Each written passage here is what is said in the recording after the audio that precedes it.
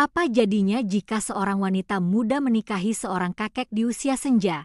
Apakah ia benar mempunyai cinta yang tulus? Ataukah ada tujuan yang sengaja dirancang dari kisah perjalanan cinta yang menguak emosi, serta realita yang sepenuhnya harus dihadapi? Sebelum menyimak kisahnya, jangan lupa klik tombol subscribe untuk update kisah menarik selanjutnya. Di sebuah kota kecil yang dikelilingi pegunungan, hidup seorang wanita muda bernama Maya. Di usia 19 tahun, Maya terlihat penuh semangat dan harapan. Namun di balik senyum manisnya, ada ambisi yang membara. Dalam usia yang masih muda, Maya menikah dengan Pak Surya, seorang pria berusia 72 tahun yang kaya raya. Pernikahan ini terjadi tidak lama setelah pertemuan mereka dalam sebuah acara amal. Masyarakat tidak berhenti menggumamkan kisah mereka. Banyak orang memandang Maya sebagai gadis yang hanya ingin meraih harta dan ketenaran. Dari pernikahannya, Maya berusaha menyembunyikan niat sebenarnya di balik perhatian dan kasih sayangnya. Ia menunjukkan cinta yang tulus di depan Pak Surya, yang terpesona oleh keanggunan dan kecerdasan Maya. Dalam hubungan mereka, ia menciptakan suasana yang hangat, penuh dengan canda dan tawa. Pak Surya merasa hidupnya seolah terlahir kembali. Ia menikmati setiap momen bersama wanita muda yang penuh energi. Meskipun banyak yang menganggap hubungan mereka tidak wajar, Maya bertekad untuk membuat semuanya tampak sempurna. Ia menghadapi hujatan dan cacian dari teman-teman dan kerabatnya. Apa yang dia cari? Atau ini hanya soal uang? Adalah beberapa kalimat yang sering ia dengar. Namun, semua itu tak mengubah tekad Maya. Ia semakin mendalami perasaannya, ia mencoba mengalihkan perhatian dari komentar negatif, dan terus berusaha memberikan yang terbaik untuk suaminya. Hubungan ranjang mereka begitu hangat, meskipun berbeda generasi. Hal tersebut menjadi inti dari ikatan emosional mereka. Maya tahu bagaimana membuat Pak Surya merasa dicintai dan diinginkan. Setiap malam, ia berusaha untuk menyenangkan suaminya. Mereka berbaur antara cinta dan hasrat. Bagi Maya, ini adalah langkah strategis untuk memperkuat kedekatan mereka. Sementara di dalam hatinya, ia merencanakan langkah selanjutnya. Ketika Maya menemukan dirinya hamil, kebahagiaan bertambah menyelimuti hati Pak Surya. Ia tidak henti-hentinya memanjakan Maya dan memberikan segala yang dibutuhkan. Namun, bagi Maya, kehamilan ini merupakan bagian dari rencana. Ia semakin yakin bahwa anak mereka akan menjadi alat untuk mengamankan posisinya dalam kehidupan Pak Surya dan warisan yang akan didapat. Namun, seiring bertambahnya usia Pak Surya, kesehatan pria tua itu mulai menurun. Maya melihat kesempatan itu sebagai peluang.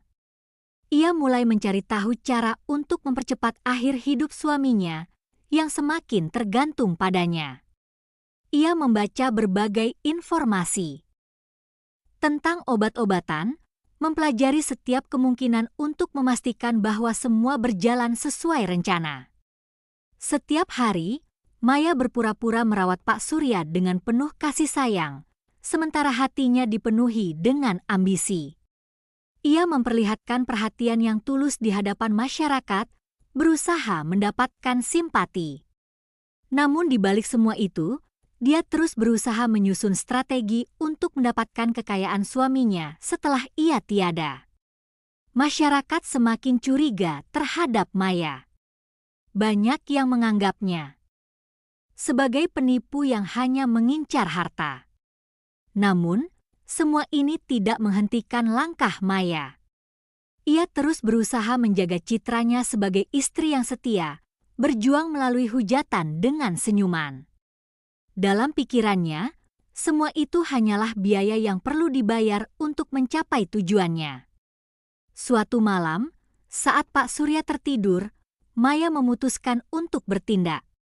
Ia mencampurkan obat yang telah ia siapkan dalam minuman suaminya, merencanakan setiap langkah dengan hati-hati. Dalam kebisuan malam, ia merasakan ketegangan dan kegembiraan bersamaan. Rasa bersalah menyelimuti hatinya, tetapi ambisi untuk memiliki harta suaminya lebih kuat. Hari demi hari berlalu, kondisi Pak Surya semakin menurun.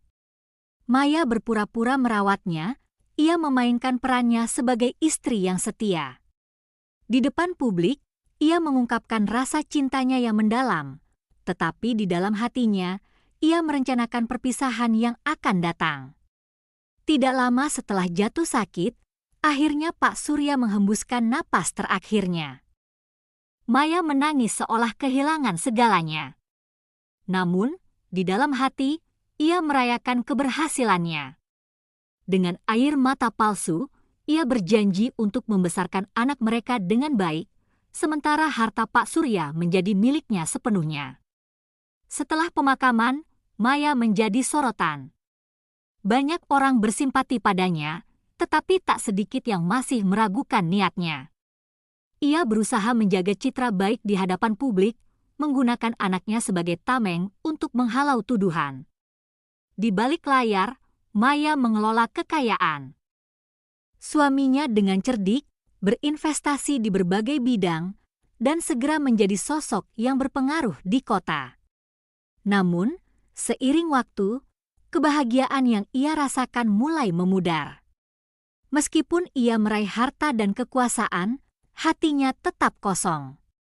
Ia berjuang untuk menemukan cinta yang sebenarnya, ia merasa terjebak dalam bayang-bayang tindakan yang telah ia lakukan. Setiap kali melihat anaknya, ingatan akan Pak Surya muncul, dan ia merasa bersalah. Maya terus menjalani hidupnya, tetapi tidak pernah bisa melupakan pilihan yang telah ia buat. Di antara kesuksesan dan kesepian, ia mulai mencari makna hidup yang lebih dalam. Ia baru menyadari bahwa cinta yang sejati ternyata bukan hanya tentang harta, tetapi tentang hubungan yang tulus dan saling menghargai. Di balik semua kemewahan, Maya belajar bahwa cinta yang tulus tidak bisa dibeli.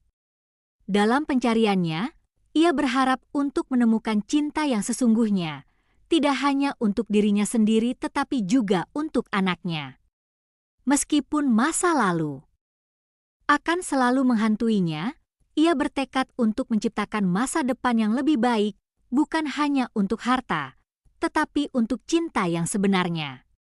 Dalam kisah ini menggambarkan perjalanan cinta yang kompleks, di mana ambisi dan cinta bertemu, tetapi juga mengingatkan kita tentang pentingnya kejujuran dan cinta yang tulus dalam kehidupan.